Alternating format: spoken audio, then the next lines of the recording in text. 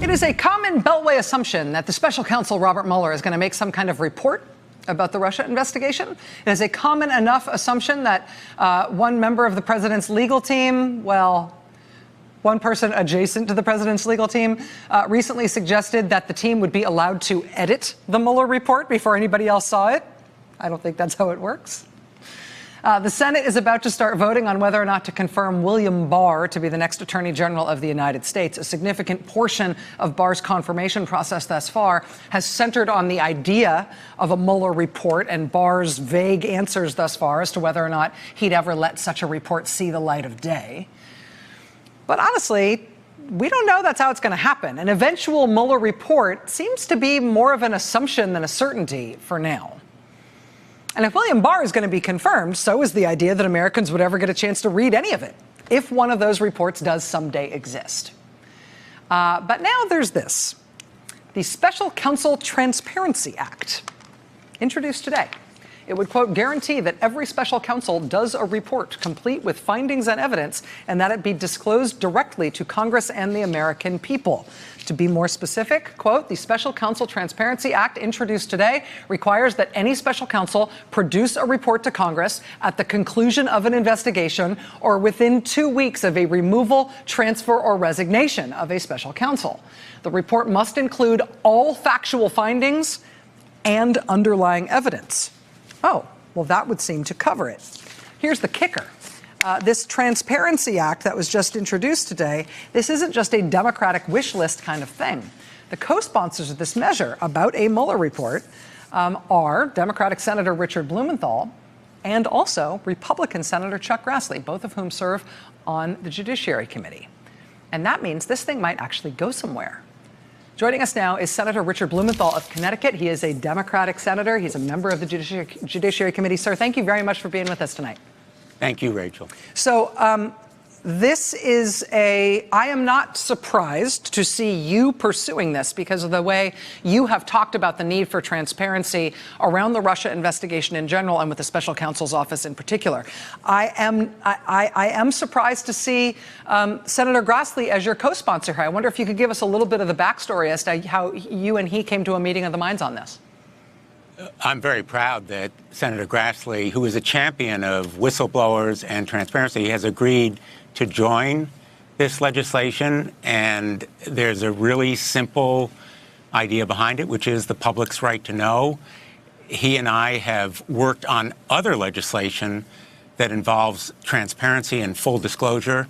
And of course, you've been a great champion of it. So while we may seem to be an odd couple, Grassley and me, so would perhaps you and Senator Grassley. But yes. I think he is heeding and hearing what many of us have heard and heeded from the American public, a real desire that there be full disclosure, especially when there's a special counsel who is appointed only in the most serious and significant circumstances involving grave violations of public trust, and no assurance here that the public will eventually know, because William Barr has been at best ambiguous on this topic. And on the Judiciary Committee, you obviously have an absolutely key role to play in this whole part of this scandal and this investigation. We know that the Judiciary Committee will soon be voting on whether or not to confirm Mr. Barr as the next Attorney General. Controversy and the sort of vagueness in his answers over how he would treat any eventual Mueller report has been a big source of concern, I think, for a lot of people observing those hearings. But with Senator Grassley as your co-sponsor here, I'm struck by the fact that he's no longer the chairman of the Judiciary Committee. He was until this new Congress started. I know he's still on the committee. Lindsey Graham is going to be the new chair of Judiciary going forward. Do you have any sense of how Lindsey Graham feels about this, or whether or not former Chairman Grassley has talked to him about it? I'm going to be talking to Senator Graham and others on the committee, but in my conversations so far, there has been a lot of receptivity, even tentative support among my Republican colleagues. Of course, there has been among Democrats as well. But I think that it's important to understand that the president's allies ought to be in favor of full disclosure as well, because they've claimed that the facts and evidence would vindicate him. So I'm hoping that there will be, in fact, strong bipartisan support. In fact, William Barr has perhaps indicated in his written responses that he'll be bound by the rules and regulations. He may provide for full disclosure. He should. But this statute, if passed, would make it clear and compulsory, and the public really needs and deserves it. Senator, I have one last matter related to this that I wanted to ask you about, and I'm not sure if you can answer this, and if you can't, I don't mean to pry. Actually, I do mean to pry. I don't mean to push.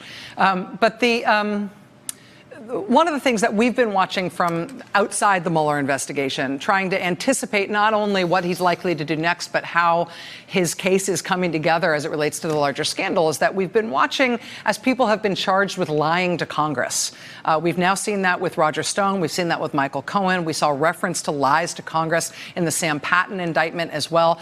One of the things we've been trying to track is whether or not witnesses who've testified in the Russia investigation in various committees before Congress, whether their testimony has been conveyed to the special counsel, whether Mueller's office has received official transcripts from witness testimony in a way that might indicate that he's considering potential similar charges against any other witnesses. Can you tell us if other Judiciary Committee witnesses have had their testimony sent over to Mueller, sent to the special counsel's office as yet?